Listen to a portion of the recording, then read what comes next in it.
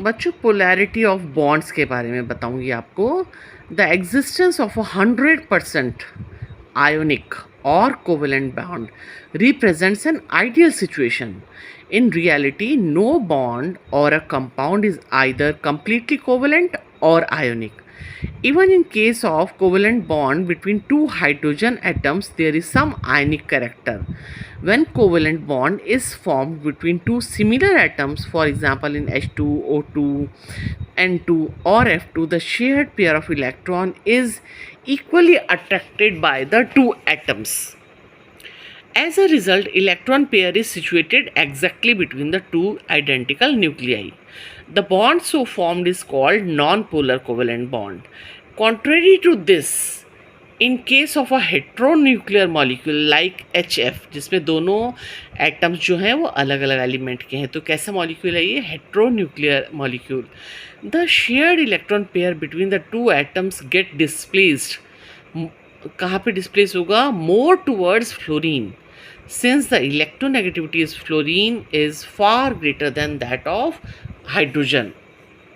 The resultant covalent bond is a polar covalent bond. Okay, तो shared pair of electron जो है वो किसकी तरफ मूव कर जाता है? The element which is more electronegative, वो शेयर्ड पेयर ऑफ इलेक्ट्रॉन को अपनी तरफ ज़्यादा फोर्स से अट्रैक्ट कर लेता है.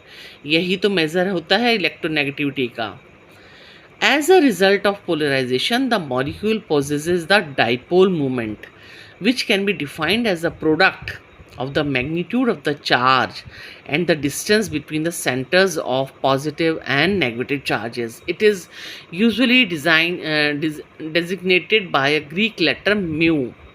Mathematically, it is expressed as follows. Dipole moment mu is equal to charge q into distance of separation r. Dipole moment is usually expressed in debye unit d. The conversion factor is 1 debye is equal to 3.33564 into 10 to the power minus 30 coulomb meter, where c is coulomb and m is meter. Further, dipole moment is a vector quantity, and by convention it is depicted by a small arrow with tail on the negative center and head pointing towards the positive center. But in chemistry, presence of dipole moment is represented by the crossed arrow. Put on Lewis structure of the molecule, the cross is on positive end and arrowhead is on the negative end. मतलब कहाँ से कहाँ की तरफ आकर्षण हो रहा है इलेक्ट्रॉन पेयर का? Towards the negative ion. For example, the dipole moment of H plus में भी रिप्रेजेंटेड एज, ऐसा क्यों रिप्रेजेंट किया है कि जो शेयर्ड पेयर ऑफ इलेक्ट्रॉन है उसको किसने खींच रखा है अपनी तरफ? F ने, क्योंकि वो ज़्यादा इलेक्ट्रोनेगेटिव है, सबसे most electronegative element in the periodic table. This arrow symbolizes the direction of the shift of electron density in the molecule. Note that the direction of cross arrow is opposite to the conventional direction of dipole moment vector. Conventionally नहीं है ऐसा, है ना, उसका opposite है ये. In case of polyatomic molecules, the dipole moment not only depend upon the individual dipole moments of bonds known as bond dipole, but also on the spatial arrangement of the various bonds in the molecule. In such case, the dipole moment of a molecule is the vector sum of the dipole moments of various bonds. For example, in water molecule, which has a bent structure, the OH bonds are oriented at the angle of 104.5 degree. Net dipole moment of 6.17 into 10 to the power minus 30 coulomb meter is the resultant of the dipole moment of two OH bonds. देखो इस तरह से, क्योंकि O ज़्यादा electronegative है ना hydrogen से, तो पेयर को अपनी तरफ अट्रैक्ट कर लेगा. तो दोनों इंडिविजुअल जो डाइपोल मोमेंट की जो वैल्यू है ना इंडिविजुअल बॉन्ड्स के लिए, उससे फिर वेक्टर सम करके फाइनल वैल्यू निकालते हैं. देखो किस तरह से, क्योंकि उसका जो किस तरह से अरेंज्ड हैं, वो शेप कैसी है मॉलिक्यूल्स की, वो भी डिसाइड करती है क्या चीज़? रिजल्टेंट डाइपोल मोमेंट कितना होगा. तो देखो कैसे रिजल्टेंट डाइपोल मोमेंट की निकल के आई है वैल्यू 1.85 डेबाई इस वाटर मॉलिक्यूल के लिए. और ये कैसे निकाली है? इस तरह से. कूलम मीटर में उसको चेंज करना हो तो आप 1.85 डिवाइड को इससे मल्टीप्लाई कर दो इस वैल्यू से, तो आपको कूलम मीटर में बदल जाएगा वो dipole moment. The dipole moment in case of BeF2 is 0. This is because the two equal bond dipoles point in opposite directions and cancel the effect of each other. देखो B बीच में positive है और दोनों FF दोनों तरफ जो है वो मोर इलेक्ट्रोनेगेटिव हैं, तो ये दोनों डाइपोल मोमेंट कैंसिल आउट कर देंगे तो नेट डाइपोल मोमेंट 0 हो जाएगा. इन टेट्रा एटॉमिक मॉलिक्यूल, मान लीजिए कोई मॉलिक्यूल है 4 एटम से मिलकर बनाया है, तब देखो for example in BF3 the dipole moment is 0 although the BF bonds are oriented at an angle of 120 degree centigrade 120 degree to one another. The three bond moments give a net sum of 0 as the resultant of any two is equal and opposite to the third. ये shape के कारण, ठीक है. तो net dipole जो हुआ 0 हो गया क्योंकि 120 का डिग्री का एंगल है ना इनके बीच में, तीनों के बीच में, तो नेट डाइपोल का जो रिज़ल्ट है वो 0 हो जाता है ना, क्योंकि आप वेक्टर्स पढ़े हैं ना आपने. वेक्टर्स डायरेक्शनल क्वांटिटी है, ये वेक्टर क्वांटिटी है, डायरेक्शन होती है इसमें, वो तो होगी ही, बेस्ड ही उस पर है इलेक्ट्रोनेगेटिविटी पे.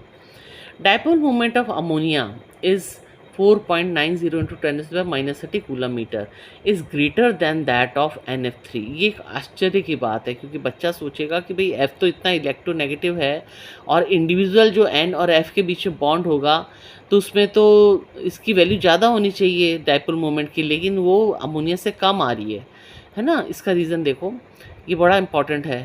This is because in case of NH3 the orbital dipole due to lone pair is in the same direction as the resultant dipole moment of NH bonds, whereas in NF3 the orbital dipole is in the opposite direction to the resultant dipole moment of the 3 NF bond. देखो diagram, ये सब में सबकी जो direction है electrons की वो same है NH3 में, तो ये रिजल्टेंट तो प्लस हो जाएगा, ऐड हो जाएगा. और इसमें जो है ये नाइट्रोजन के लोन पेयर की तरफ है और इधर ऑपोजिट डायरेक्शन में हो गया क्योंकि F जो है नाइट्रोजन से ज़्यादा इलेक्ट्रोनेगेटिविटी है. तो क्या हुआ, हमारा जो रिजल्टेंट डाइपोल मोमेंट की वैल्यू कम हो गई. देखा NF3 में कम क्यों है NH3 से, क्योंकि इसमें सब में डायरेक्शन सेम है. NH3 में N ज़्यादा इलेक्ट्रोनेगेटिव है ना H की अपेक्षा, जबकि इसमें उल्टा है, इसमें F ज़्यादा इलेक्ट्रोनेगेटिविटी है, नेगेटिव है. तो N से F की तरफ और लोन पेयर जो है वो ऑपोजिट डायरेक्शन में अट्रैक्ट कर रहे हैं, इसीलिए ये रीज़न है. ये the orbital dipole because of the lone pair decreases the effect of the resultant NF bond moments which results in the low dipole moment of NF3 as represented below. देखो opposite direction में होने के कारण lone pair का जो dipole moment है ना वो कैंसिल आउट कर देता है फाइनल डाइपोल मोमेंट को. ये काफ़ी कम है इससे NH3 से. अच्छा, just as all the covalent bond have some partial ionic character, the ionic bonds also have some partial covalent character. The partial covalent character of ionic bonds was discussed by Fezan's rule. देखो क्या क्या है in terms of the following rules, ये फैजान्स के rule हैं. The smaller, हम किसकी बात कर रहे हैं, हम पार्शियल कोवेलेंट करेक्टर की बात कर रहे हैं. आयनिक बॉन्ड में कैसे आ जाता है, आयनिक बॉन्ड देखे ना आपने, सोडियम के बीच में क्लोरीन के बीच में कैसे इलेक्ट्रॉन्स का ट्रांसफ़र होता है, उसको आयनिक बॉन्ड कहते हैं. वो कहते हैं आयनिक बॉन्ड्स में भी कुछ कोवेलेंट करेक्टर होता है. जैसे कि अभी हम क्या पढ़ रहे थे, हम पढ़ रहे थे कोवेलेंट बॉन्ड में आयनिक करेक्टर. अब हम ये फैजान के रूल जो बताते हैं वो बताते हैं आयनिक बॉन्ड में कोवेलेंट करेक्टर कैसे आ जाता है. The smaller the size of the cation and the larger the size of anion the greater the covalent character of an ionic bond. चूँकि आयनिक बॉन्ड है बट उसमें थोड़ा सा कोवेलेंट करेक्टर है. क्यों, क्योंकि इतना छोटा साइज़ है ना कैटायन का कि वो उसका न्यूक्लियस का अट्रैक्शन बहुत ज़्यादा है उसके लिए जो इलेक्ट्रॉन है. और greater the size of anion, anion इतना बड़ा है कि उसका कोई ज़्यादा होल्ड रह नहीं जाता उस इलेक्ट्रॉन के जो उसने लिया है कैटायन से. यही तो होता है आयनिक बॉन्ड, लेना और देना इलेक्ट्रॉन का. तो इसको बोलते हैं covalent character of ionic bond. The greater the charge on the cation the greater will be the ionic covalent character of the ionic bond.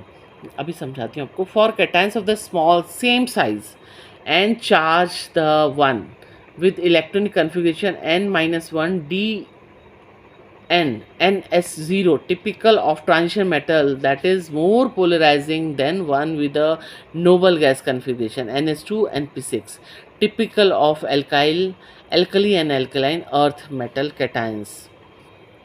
तो कोवलेंट करेक्टर किस में ज़्यादा होता है? जो ट्रांजिशन मेटल्स है ना, वो भी कैटायन बनाते हैं ना, तो उनमें पोलराइजिंग पावर ज़्यादा होती है. पोलराइजिंग पावर का मतलब ही यही है कि कोवलेंट करेक्टर आ जाता है उनके अंदर.